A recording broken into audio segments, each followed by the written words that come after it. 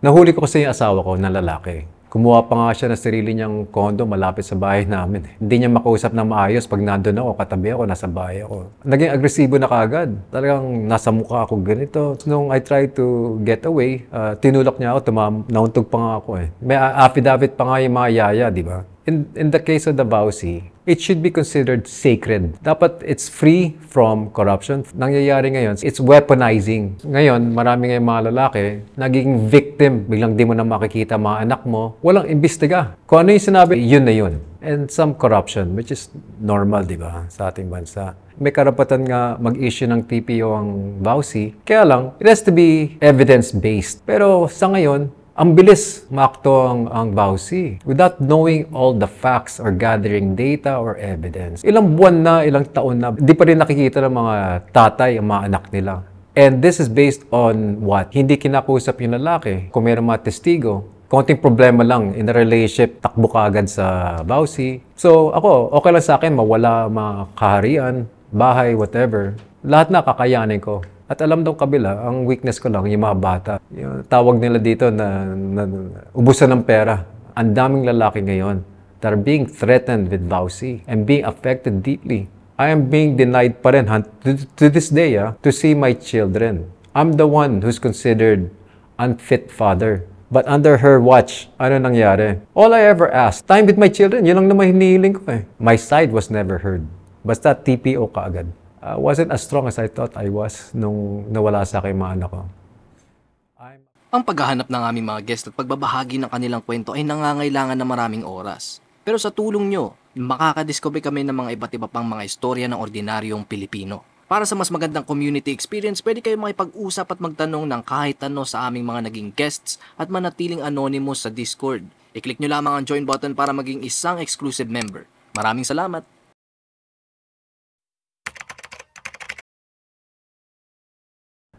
Nandito ako ngayon para mapag-usapan itong importanteng issue sa buhay ko ngayon. At nag-umpisa ako ng cause tungkol sa Bausi. Primarily tungkol sa existence and function ng Bausi.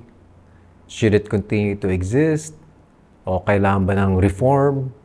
Ano ba talaga ang basic function ng Bausi? Kasi sa umpisa yan, ang Bausi kasi, it was created with the best of intention para maprotektahan ang mga kababaihan at mga bata.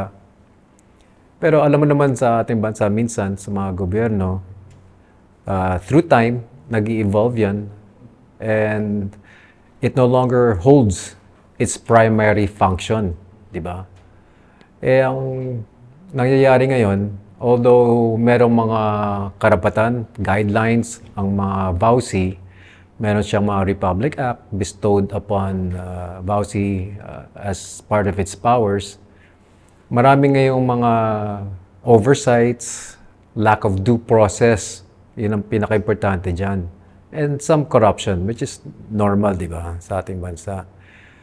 Alam mo, sa ibang government agencies, tayong mga mamamayan, na-accept natin yung mga ibang inefficiency ng gobyerno, ng government agency, o kaya may konting corruption, o kaya it's not so efficient yung pagka-function ng isang ahensya, di ba? Pero tayo naman, para na-accept na natin. Pag sinabi nila, ito yung porsyento o fixed fee na kailangan mo bayaran, bayad tayo. Pag sinabi nila, ito mga requirements, submit tayo mga requirements, lahat-lahat yan. Kinakaya natin lahat yan, mga mamayan. Pero in the case of the Bausi, it should be considered sacred. Kasi it involves families, lalo na mga bata. Dapat it's free from corruption, free from abuse, free from neglect, free from anything that's consciously done. Proper procedures and guidelines must be strictly followed for it to be fair, for it to continue to exist, di ba? Kasi nangyayari ngayon sa Bausi, it's weaponizing women to use it. And ngayon, marami ngayong mga lalaki naging victim dahil sa Bausi. Mangyayari niyan, ang isang babae lalapit sa Bausi, Tapos, biglaan na lang mag-i-issue ang Bausi ng TPO or Temporary Protection Order. Maraming beses, biglang papalisin ka sa bahay mo, biglang di mo na makikita mga anak mo. And these are legal orders that you have to follow. And problema niyan, they no longer follow procedures. Walang imbestiga. Kung ano yung sinabi ng babae, yun na yun. Di ba? Dihado kaagad yung lalaki. Walang karapatan makipaglaban. Yung TPO niya, kahit na 30 days lang yan, and after 5 days, pwede mong labanan, yung TPO mismo should not have been issued in the first place. Kailangan yan, they must talk to witnesses, talk to the accused, talk to the accuser, get more information. Kasi according to Republic Act 9262, may karapatan nga mag-issue ng TPO ang Bausi. Kaya lang, it has to be evidence-based and due process and some judicial proceedings. It's very clear kung ano kayo mga guidelines ng Bausi. Pero sa ngayon, ang bilis umakto ang Bausi without knowing all the facts or gathering data or evidence. Dihado kaagad ng lalaki. And by the time it gets to any proceedings, any court, any hearings, anything at all, ilang buwan na, ilang taon na bago hindi pa rin nakikita ng mga tatay ang mga anak nila. Hindi pa rin sila makauwi. At dihadong-dihado na. Ang hirap na lumaban by that time. And this is based on what? Simple accusation lang. Based on nothing. No investigation, nothing at all.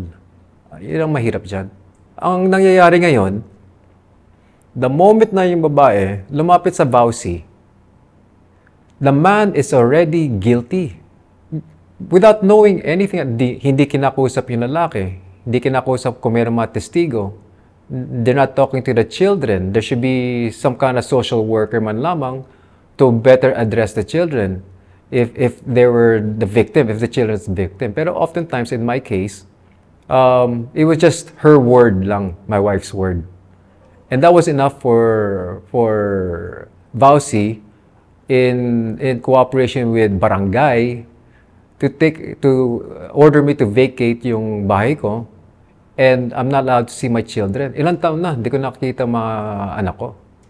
And this has become a common occurrence across the country. Ang dami dyan mga lalaki ngayon. Ako mismo, may mga kaibigan na ilang taon na, hindi pa niya nakikita yung dalawa niyang anak. Yung iba, baby pa, hindi niya alam kung ano itsura mga anak niya. And it's terrible. What if her complaint is between her and her husband?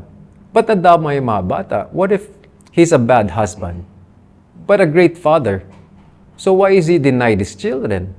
Paghiwalayin niya mag-asawa, but it should not be automatic that he be denied yung sa mga anak niya. Di ba?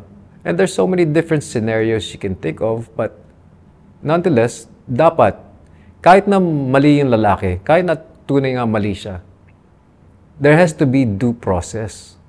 It has to be evidence-based when you issue a TPO. Pero tingin niyo po ba yung paglalabas po ng TPO is medyo fair naman kung sakali na, kung totoo nga na violent yung nangyayari, is may sense na mag-release sila ng TPO para ma-prevent yung further damage po? Ano po, dun po sa loob ng household po? That's a very good question. Number one, shouldn't they find out muna na there's an existing violence happening inside the house, di ba? Dapat kausapin muna nila yung asawa, the accused. And then find out if there are any evidences. Talk to the children through a social worker, kung talagang it exists. Talk to the staff sa bahay, mga kamag-anak, whoever. Alamin mo muna dapat, di ba? Whatever it takes, kasi it's about family. It's a serious accusation. Totoo lang, if you read about victims of physical violence, the victim usually wants to leave the dwelling where the abuse occurred. Di ba? Umalis siya. Because it's so traumatic to be inside that house. And yet, yung lalaki yung pinapaalis because she's being weaponized that you may Pwede natin, policy natin yan. Pwede natin na sa iyo yung mga bata. That's what's happening now without due process at all, which is part of their guidelines. And I don't even know kung meron silang mga legal advisors. If they do, hindi sila binibigyan ng tamang guidelines and how to execute a TPO before executing a TPO. Dapat may guidelines yan. So, ayan po, napag-usapan po natin yung VAUSI po, no? Yung mga guidelines na hindi po nasusunod na nabanggit po ninyo. Sorry po, pero matanong ko lang po, may personal experience po ba kayo tungkol po dito na na-experience niyo po yung mga ganong klaseng Yes. TPO, yung mga ganon po? Kaya nga naging personal cause ko to make a difference. Kasi ang dami niyan lalaki talaga, naging biktima niyan. Konting problema lang in a relationship, takbo ka agad sa VAUSI, tapos mag-aakagad ang VAUSI. But although I don't want to touch on my story yet, no, I think it's important kung bakit pinaglalaban ko itong VAUSI na ito. Dahil personally kasi, my personal story, I don't mind telling my story. Nahuli ko kasi yung asawa ko na lalaki, no. Nagbakasyon siya, tsaka yung nanay niya, sa cruise. Tapos nagkaroon ng sexual relationship. This is all on record. I mean, it's court records to. Gusto niyo malaman na that was supported and actually encouraged, di ba? So, nagkaroon ng sexual relationship with a man, a foreigner, na hindi niya kilala masyado. Because siguro, nasarapan, whatever. Translated it to love, di ba? Imbis na hintuin siya, pagsabihan na, hoy, meron kang loving family waiting for you at home. Hinto mo muna yan, asikasuhin mo muna yung problema mo. Pero tinuloy pa rin yung relasyon, di ba? Which is fine. Ganyan talaga buhay minsan. Pero pagbalik dito, gusto niya bumalik ka agad. Sa lalaki niya, bisitahin niya, gano'n-gano'n. Kumuha pa nga siya ng sarili niyang condo malapit sa bahay namin. Kasi the time difference, gusto nila mag-usap-usap. And hindi niya makausap na maayos pag nandun ako, katabi ako, nasa bahay ako. So nag-rent siya ng condo niya sarili, malapit. Pinalabas sa mga anak ko na abroad siya, out of country, kunwari. Tapos magbe-video calls lang sila. I mean, the charade talaga. The extent na ginawa niya para na sa lalaki na hindi niya masyadong kilala. Na in love talaga. Parang siya pa yung nangligaw sa lalaki. Kasi hindi niya kilala yung mga magulang. Pinadala niya ng mga Christmas presents. Hindi niya kilala yung anak ng lalaki. Pinadala niya ang Christmas present. Alam mo niya talaga, all out siya. Tapos umu-order pa siya ng pagkain dun sa bansa ng lalaki. Pinapadeliver ng pagkain for lunch yung lalaki. Yung mga ganun. Okay, fine. Pero nung, siguro, later on, nagkakagulo-gulo na. So, anong ginawa niya? In-advise siya, syempre siya, takbo ka muna sa VAUSI. May abogado na siya nun eh. Pero bago siya, pagkatapos nun, isang araw, nanonood lang kami ng mga anak ko ng movie. Kasi, pandemic pala yun. Lockdown. E siya naman, bumalik. Biglang galit na galit. Nagtataka ko ba't galit na galit to? Sigaw ng sigaw. So, sabi ko, wag naman sa harapan ng mga bata. Punta tayo sa kwarto. Pagpunta namin doon, naging agresibo na kaagad. Talagang nasa mukha ako ganito. Tapang talaga. Tapos minumura ako todo-todo. Sinasampal ako, tinitira ako. Tapos nung I tried to get away, tinulak niya ako, nauntog pa nga ako eh. Tumama sa pader. Hanggang ngayon, may bukol pa rin ako eh. So, nakalabas ako. Yung pala, iniisip ko, alam ko na, balak nito. Gusto niya ma-provoke ako. Eh, nangyari kasi hindi naman ako pumalag sa kanya. Alam ko na anong binabalak niya.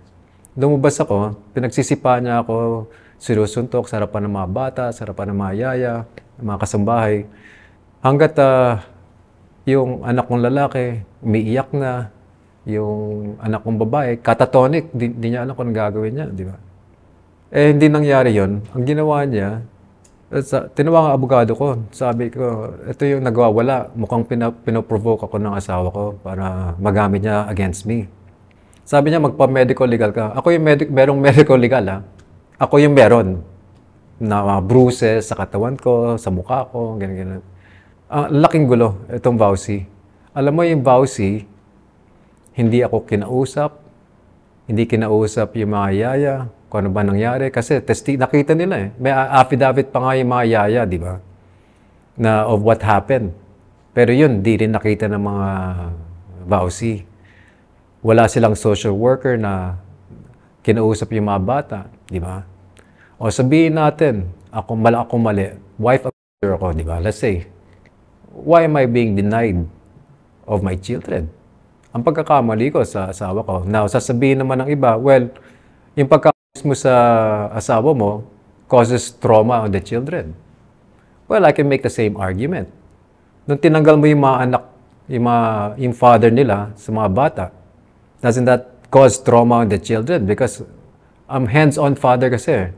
So umaga pa lang ako nag-aasikaso sa mga bata. Ako nagpapaligo, nagpapakain, getting them ready for school. Ako nagdadala sa mga tutor, sa mga sports, extracurricular activities. Talagang, my business kasi allows me so much time with my children. Hanggang makatulog sila, hanggang when in bed na, I read them books and everything. Talagang hands-on ako. And everybody knows this. Hands-on ako. Dinadala ko yung mga anak ko sa office ko, dinadala ko sila kung saan-saan, nag-travel, whatever, no? But Vowsy had no inkling at all na I'm a good father. So alam mo tayo mga lalaki, we're very pragmatic. We're very rational, reasonable. We assess the problem. We try to be better. So ako, okay lang sa akin mawala mga kaharian, bahay, whatever. Pero sa ating mga lalaki, there's always one thing that's sacred. To me, yung mga bata. Lahat na kakayanin ko. At alam daw kabila, ang weakness ko lang yung mga bata because I'm very close to them. And Vowsy weaponized that. Having the power to take the children away. I haven't seen my children in over a year and a half. Sa isang magulang, masakit yon. Kahit na isang linggo di makita ang mga anak mo, di ba? It's very painful. It's very traumatic. Napakalalim ang epekto sa isang tao talaga. Yung pinakamalaking naging epekto po nitong experience po ninyo about sa Vowsy po is yung pagkawalay niyo po sa mga anak po ninyo. Definitely. Alam mo, nung nawala sa akin mga anak ko, that same night for the whole week talaga, di ako makatulog, di makakain. I was breaking down. I mean, I don't break down easily, di ba? I'm a prepper. Ewan ko kung alam mo, isipin ng prepper. You always prepared for the worst scenarios, di ba? And yet, I broke down every night. Narinig ako ng mga kasambahay. Iyak ako na iyak. Buong gabi. Within weeks, ano lang ako, buto at balat na natitira sa akin. Hindi mo ako makikilala. Akala mo, cancer patient ako nun eh. Yun ang pinakamasakit at malalim na epekto sa akin. Napaka-traumatizing. Tungkol po dun sa legal battles po, mga gano'n na po ba katagal kayo lumalaban po tungkol dito? Lagpas na 4 na taon na. Dahil dun nga, sa nangyaring yon, dahil sa Vowsy na yan, mas lalong tumatagal yung labanan. Yung tawag nila dito na ubusan ng pera, di ba? For whatever reason. Ewan ko bakit gusto ganyan ang direction ng gusto ng Vowsy ngayon. Dahil sa ang bilis nila mag-action, mas lalong lumalala. Dapat yan kasi, ang Vowsy, ang powers nila dapat should be, and responsibilities should be limited lang to offering comfort to the victim, the women and the children, offering psychological and emotional support. And lastly, they should be gathering evidence, data, talking to witnesses. Hanggang doon lang dapat eh. They should not be given the power to issue a TPO that without any hard facts, they can just issue that kahit kailan nila gusto at whim. When it's stated, kung babasahin mo ang mga responsibilidad ng mga Vowsy, they can only do that if it's evidence-based. They've done their investigation thoroughly. But now, dahil ang bilis nila umaksyon kagad, it is being used as a weapon. You can falsely accuse any man and then they will take action dahil lang sinabi ng isang babae. Ganun-ganun lang. Tapos na, Alam mo, ang isang tao, you cannot just recover from that. Kasi meron ng stigma, di ba? Lalo na pag kumalat yan. Ay, itong lalaki, ganito, ganyan. Lalo na pag naging public yan, di ba? Even if it's a false accusation, that will become his stigma na. And, okay, kayanin natin na yan. Pero to be deprived of your home, to be deprived of your children, because of a false accusation, that's not even evidence-based. It's, honestly, I find this unconstitutional. It takes away our constitutional rights. As bilang isang mamayan, tayong lahat, di ba? Meron tayong constitutional rights and birth rights as a matter of fact. Pero dapat hindi ganun kabilis na umaksyon ang VAUSI. They should follow the guidelines. And I don't, totoo lang, ang mensahe ko sa mga lalaki, kung sa inyo, I hope you will also realize two things.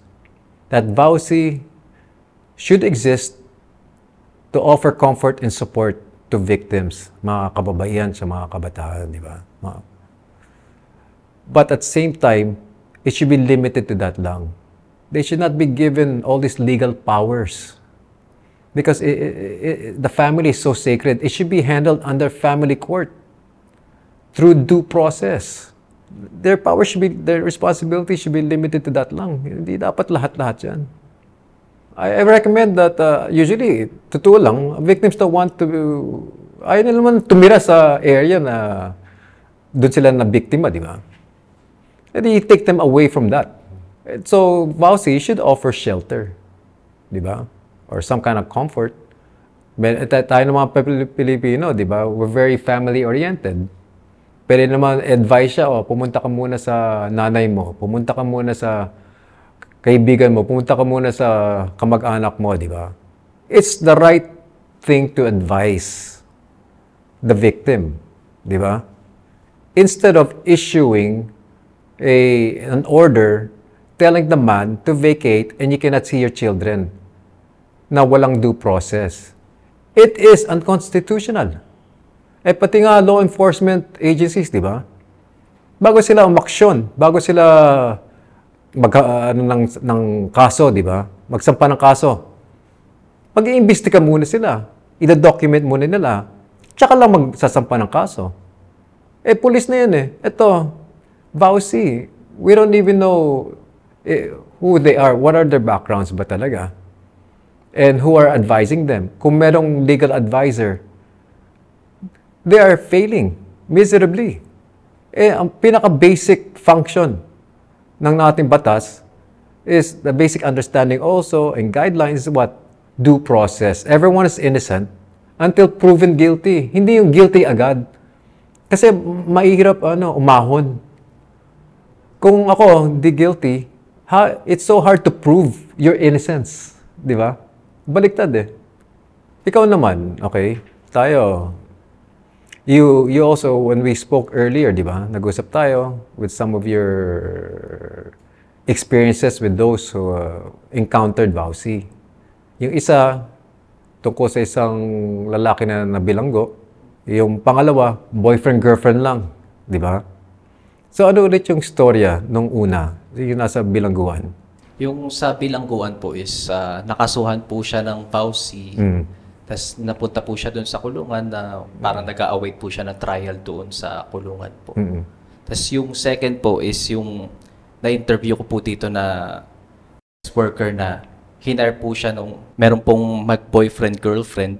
Tapos yung boyfriend po is hinire yung worker na nakausap ko po. Tapos nalaman nung girlfriend, ngayon nagkakontsaba po itong dalawang worker tapos yung girlfriend. Kasi nampas po yung lalaki ng VAUSI. Okay. Yan ang isang ehemplo na sinasabi ko sa iyo. Nag-overstep ng boundary ng VAUSI eh. Biliin mo ito, boyfriend, girlfriend, di ba? Kahit na hindi na natin pag-usapin yung worker, okay? Sabihin natin, di sila nagkakasundo na. Sabihin natin, ng babae yung lalaki. Okay? Boyfriend, girlfriend, walang anak, hindi kasal. May problema, ano dapat mangyari? Di maghiwalay, di ba? Di buhay, that's life. Hiwalay lang kayo. But because Vauci is now functioning in a manner that is no longer for the best interest of the society, of relationships. Dapat sinabi ng Vauci dun sa girlfriend, let's keep it simple lang. Boyfriend-girlfriend kayo, maghiwalay kayo. Di ba? Ba't kailangan pumasok pa ang Vauci? At boyfriend lang, girlfriend, lahat tayo nagkaroon, bata tayo, di ba? May boyfriend, may girlfriend, whatever. Hindi nagkasunduan, for whatever reason, break na tayo. Then we move on with our lives, di ba? Ganun dapat, di ba? Pero ngayon, kahit na boyfriend, girlfriend, pwede tumakbo ang girlfriend sa Vauci. And then use it as a weapon against the man. Why not just tell the man, stay away from her? Kung talagang di kayo magkasundo, so what kung nang babae siya? Sex worker, whatever, pamasahe, whatever, di ba? It's life. So, he made a bad decision. Either she can accept it or not, but it's a boyfriend-girlfriend scenario lang. Walang anak, walang kasal. And yet, Vauci is involving themselves. Instead of saying, oy, maghiwalay na lang kayo, hindi namin, that's not part of our responsibility. Kasi abuse against women and children is when you cannot walk away from it. Yung lalaki, kinulong ka sa bahay ba? Hindi naman. Kung feeling niya, nasaktan yung puso niya, di ba? And then leave the relationship. Na kung gusto niya umalis, as ayaw siya policy ng lalaki, okay, naintindihan ko yun, di ba? They should have been advised to just leave each other alone, di ba? Napakadali nun. Ganyan ang buhay eh. Just move on with your lives separately, di ba? Alam mo, I've heard similar stories na boyfriend-girlfriend lang. Vauci is getting involved. And Vauci has a responsibility to tell them, this is not part of our responsibility. Kasi meron kang karapatan umalis sa relasyon na yan. Walang humihinto sa'yo. You can choose a better life for yourself, di ba? So, madali lang po talaga makaswan ng Vauci sa mga panahon po na ngayon. Ay, nako. Ang dami ko naririnig na ganyan storya. Na konting problema lang, tatakbo yung babae sa Vauci. Tapos papatawagin yung lalaki. Tapos, over what? Dahil nagkakaproblema sa relasyon. Ganun-ganun lang. It's supposed to be sacred, di ba? Ang Vauci. Because you're there to support victims. But when you have options and choices to walk away from a bad relationship, then that should be encouraged more instead of making it a big legal problem. But that's not my point here. Ang punto ko dito kasi, nagiging unconstitutional na ang function and execution ng Vauci. There is no due process. Dihadong-dihadong lalaki, whether or not the accusation is true. Lalo na sa mga mag-asawa. Kailangan lang ng babae pumunta sa Vauci. Itong Vauci will coordinate with the barangay. Tapos to issue the TPO kaagad. Hindi kakausapin yung lalaki. Hindi kakausapin yung kung sino man, witnesses, mga testigo. Issue kaagad ng TPO. Kahit na meron karapat na labanan yan within 5 days of the issue, the moment they issued the TPO, is already unconstitutional because they did not go through due process. Kahit na isang araw lang, kahit na 5 araw, kahit na ilang araw yon, it is unconstitutional because it's not evidence-based and it's being weaponized. Yun lang ang pinaglalaban ko ngayon. That's why this cause is so important to me. Ang daming lalaki ngayon that are being threatened with Vauci and being affected deeply. Maraming hindi nakakita ng mga anak nila, ilang taon na. Tapos gagastos, tapos dihado. Ang hirap talaga. May nakwento po kayo kanina, no, yung na may mga naging kaibigan po kayo na kasuhan din po ng Vauci. Pwede niyo po ba mas ma-expound po yun? Ano po bang nangyari po sa kanila? Well, ayoko masyadong pag-usapan ng details, pero basically, umalis yung babae, so okay lang sa lalaki. Dala niya yung anak niya, dala ng babae yung anak, and the baby. Yung baby nga, hindi pa niya nakikita. Ilang taon na hindi niya nakita yung mga bata. Yung baby, lumalaki na, hindi pa rin niya nakikita. Tapos, nag-file ng vowsy kaagad. Nagkakandara pa siya ngayon, along with his lawyer, trying to fight this. Nahirapan siya makaahon. He has a strong relationship with his children. Particularly yung panganay. Not the baby, syempre. Hindi pa niya nakikita, di ba? Nung birth lang nakita niya yun. Pero kung yung complaint ng babae is against the man, kung ano man yun, di ba? Neglect, abuse. Bakit pati yung mga bata, he's being denied that right, di ba? That's all I'm saying.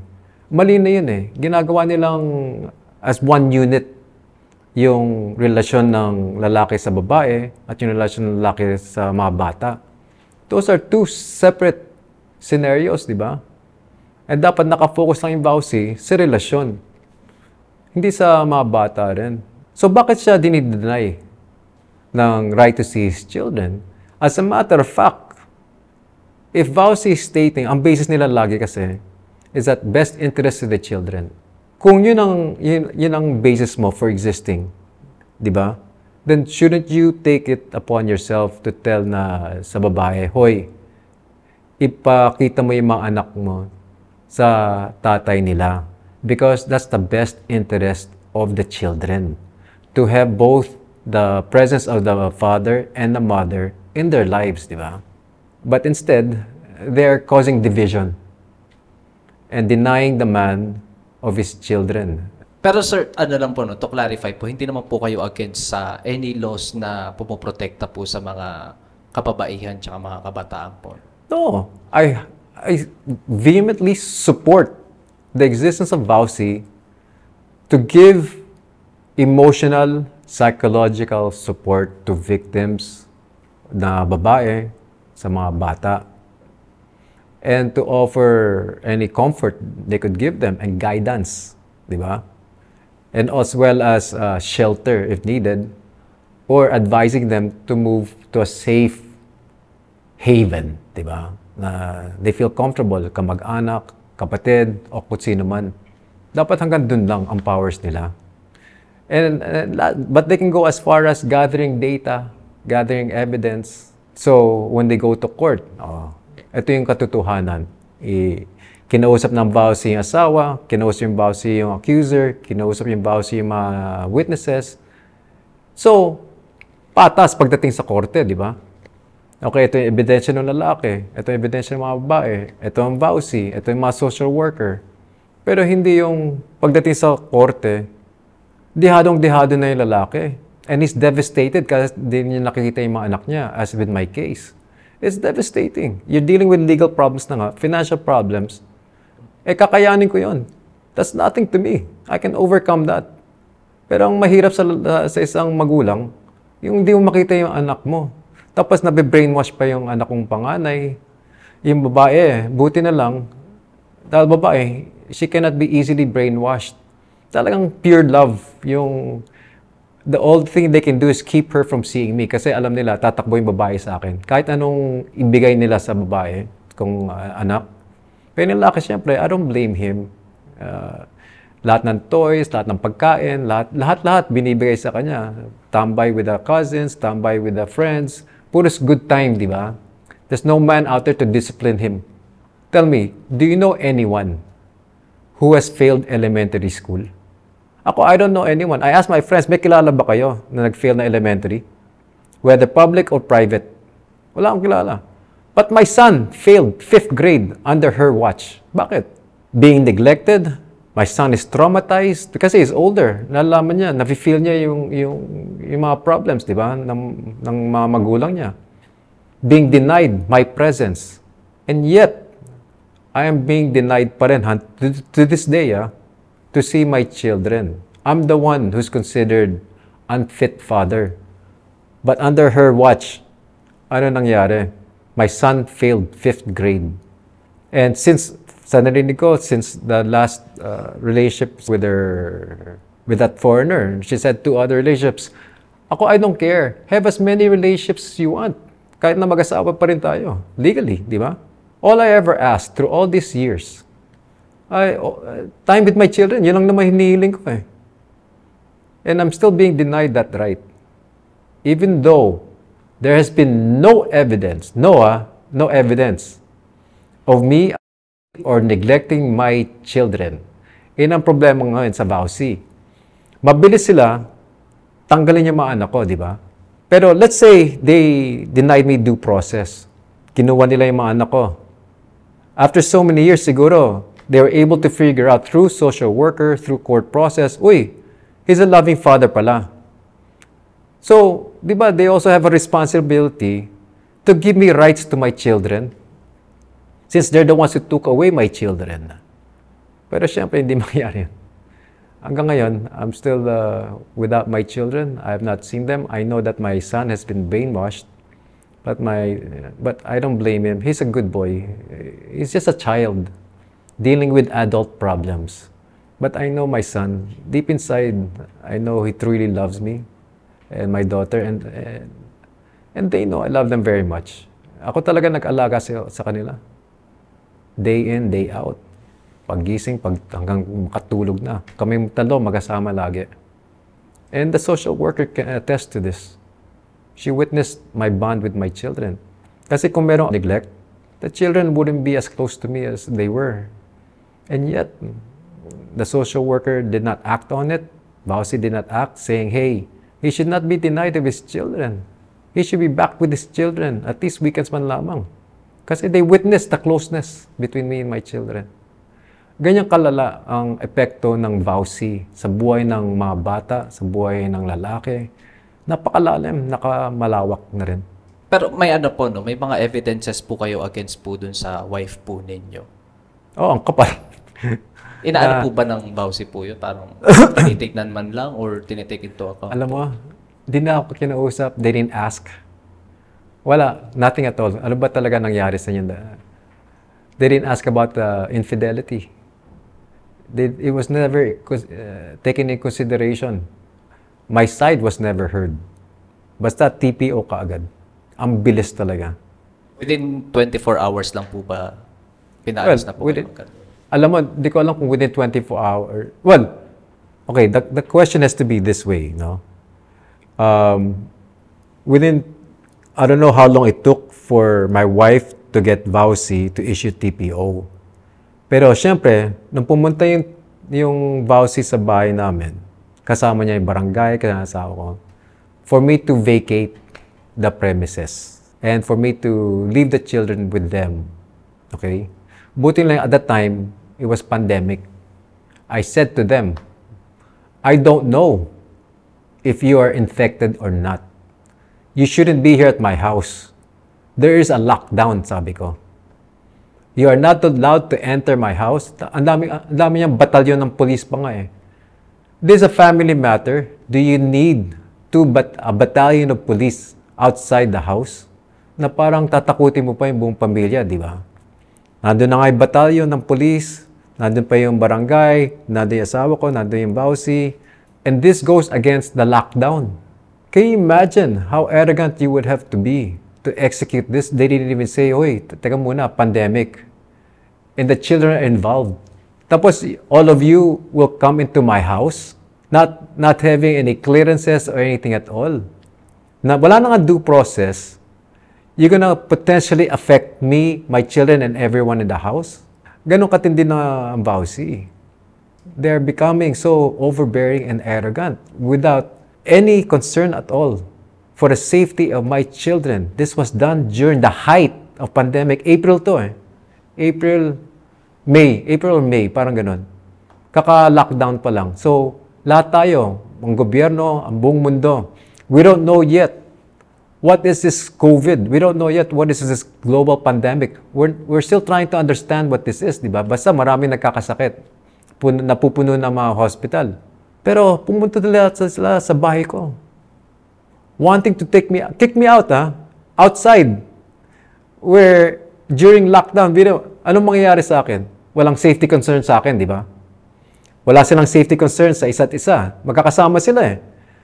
Bili mo sila, yung asawa ko, yung VAUSI, barangay, police. They're all congregating during lockdown, not knowing what the pandemic is really about, the COVID. What is this COVID? And on top of that, and most importantly, willing to infect my children. That's a grave risk they took. Just want to tell you. Ano po yung pinaka naramdaman nyo nung first glimpse pa lang na nakita nyo yung mga batalyon po ng mga pulis po? Ano po yung naramdaman nyo po? At the time, I'm trying, I'm trying to remember yung moment na yun eh. Definitely, I was very shocked because this is a family matter. There's no violence involved in whatever problems we have, di ba? Wala namang violence. There's nothing like that. At least with me, di ba? And my children, we've had so much fun. Even during the first couple of weeks of lockdown, naglalaro kami ng, tawag na yung guns and watching movies and cooking. And so seeing a battalion of police was a bit overwhelming. You really don't know how to react to that eh. Honestly, hindi mo talaga alam. Ano ba nangyayari dito? Anong krimen? Di ba? Anong nangyayari? Na kailangan ng isang batalyon na yung VAUSI kailangan magpadala ng ganong kalaking batalyon, di ba?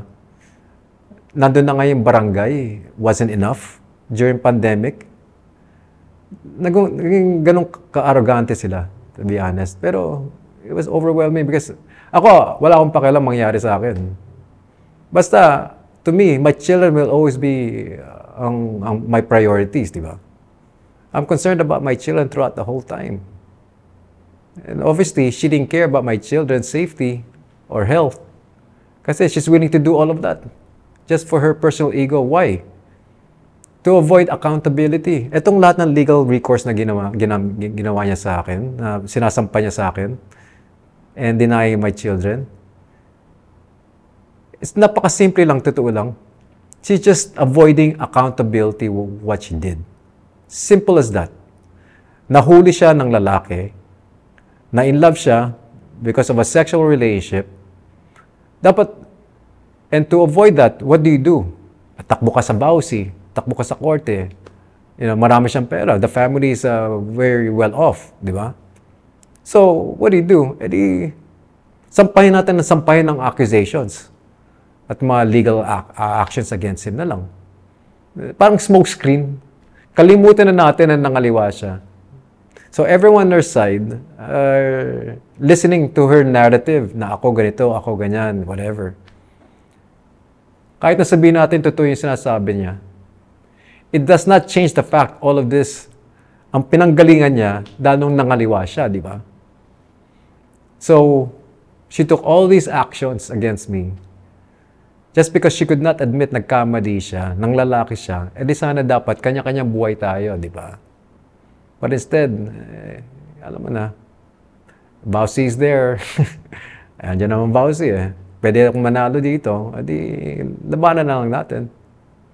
And then let them equally and evenly fight it out in court na kung ano yung totoo talaga. Pero dapat it's not right to just immediately issue TPO against. If you're gonna issue TPO, okay, kayong dalawa, maghiwalay muna, di ba? Pero dapat yung children, if they're not part of the problem, no father should be denied of his children. They should not have that right. This is unconstitutional. So, ano po yung pinaka naging psychological effect po sa inyo nitong mga nangyari po ng lahat na ito? It really tests your resolves. Kala ko kasi, old school ako eh. Matanda na ako. So, yung feeling ko yung mga, ano ba definition ng tunay na lalaki, di ba? Kung may problema, sige lang. Kaya mo yan, di ba? Kung ano ba ang responsibilidad na isang lalaki, may pamilya, protect, provide, yun, kinakaya ko lahat yun. Tapos bubuhati mo yung pamilya mo pag may problema, bubuhati mo yung sarili mo, motivate yourself. Pero I have to admit, I wasn't as strong as I thought I was nung nawala sa akin mga anak ko. I'm affected. I have nightmares 2-3 times a week I'll be honest, I've only shared this with very few people. It's always about my children, you know. It's always same storyline lagi. I'm not exaggerating. Totoo to. I hope you believe me. It's always a different venue or setting, pero it's always the same of me looking for my children, and then my wife trying to prevent me from, para makita ko yung mga anak ko. It's the same scenario. Gigising ako, middle of the night, lagi. Isa pa nga nangyayari sa loob ng eskwelahan eh. Hinahanap ko sila sa campus. Takbo ako ng takbo. Sinisigaw ko yung mga pangalan ng mga bata. Tapos yung asawa ko nakatayo lang doon, nakaganon lang. Ni-miss guy. It's a weird dream, pero alam mo na, ganun lagi. Ganun kalalim na kasi, di ba, napapanaginipan mo yung kung ano yung iniisip mo throughout the whole day or before you go to sleep. Yung talang absorb ka sa mga anak mo lagi eh. Lagi ko kahit saan ako magpunta, you're always traumatized. Kasi wherever I go, meron laging something that reminds you of your children, di ba? When you go to this restaurant, or you go to the beach, or you see something on your phone, nagbe-beach kayo, kasi mahilig kami sa water. We do a lot of water activities eh. We go off-roading, we do a lot. I'm very active kasi. So I expose them early on. Yung anak ko nga, 2.5 years old, nagbibisikleta na. Pati yung anak kong babae, natuto ka agad. 3 years old pa lang. Very active. He surfs, he swims, he does everything. I taught him so much, you know. So, all of a sudden, pag nawala lahat pala sa iyon, that trauma is so much deeper. Kahit sinong lalaki ka, kahit na gano'ng kalaki ka, whatever. You feel so helpless and weak. Yung isip mo talaga, you cannot think straight. At kahit saan ka magpunta, kahit sino kasama mo, lagi dyan, in back of your head, naisip mo lagi yung mga anak mo. Alam mo yung mga paborito nilang pagkain. Alam mo lahat tungkol sa kanila eh. Alam mo yung amoy nila. Pag pinapaligawan yung mga jokes nyo with each other, yung inside jokes namin. Marami kami inside jokes. So, you miss all of these things. Sometimes you feel like, okay, to sum it up, parang namatayan ako. It's like losing a loved one who died. Ganon ka-close yung feeling. Honestly, I'm being as honest as possible. That's how I feel. At this very moment, that's how I feel. Kung sakali mang naririnig po to ng mga anak po ninyo, ano pong gusto niyo pong sabihin sa kanila po? Son, my son's name. I know that right now you have some animosities toward me. But I know when you're a little older, you realize I've been a good father to you and I know that you love me very much. It is not your fault. You have no fault at all. You've been a wonderful, amazing son. I love you very much, Sebastian. I hold nothing against you.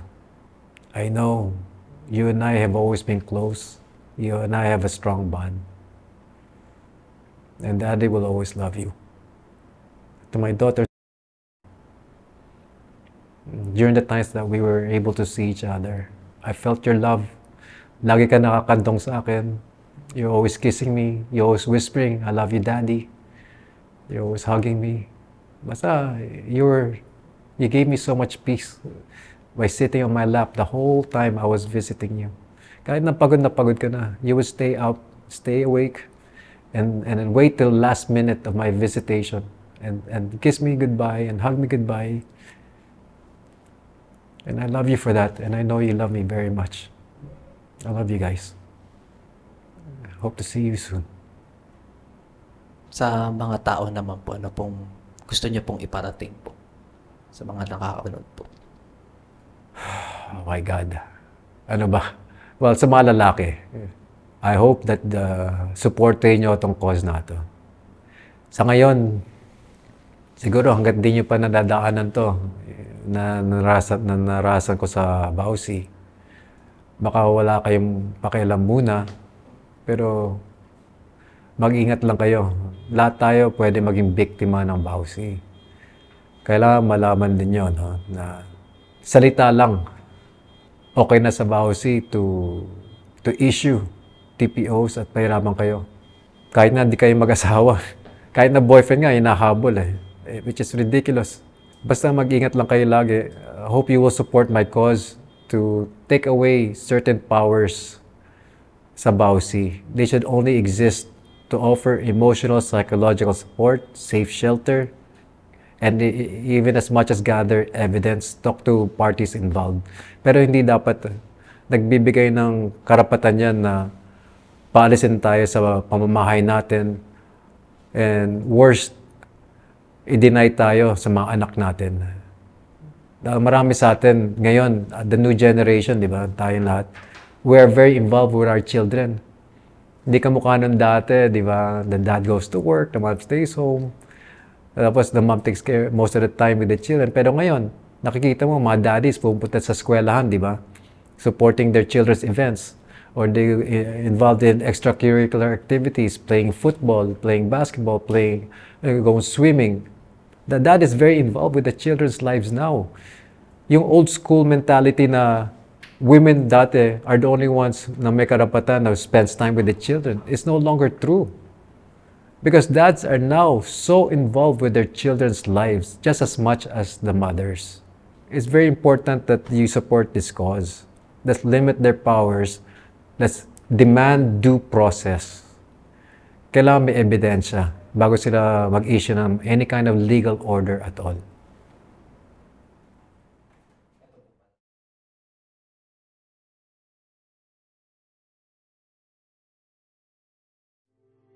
Kung gusto nyo manood ng mga dokumentaryo galing sa mga interviews namin, huwag nyong kakalimutang i-check ang isa pa naming YouTube channel, Off the Record Beyond Borders. I-click nyo lang ang link sa description. Maraming salamat!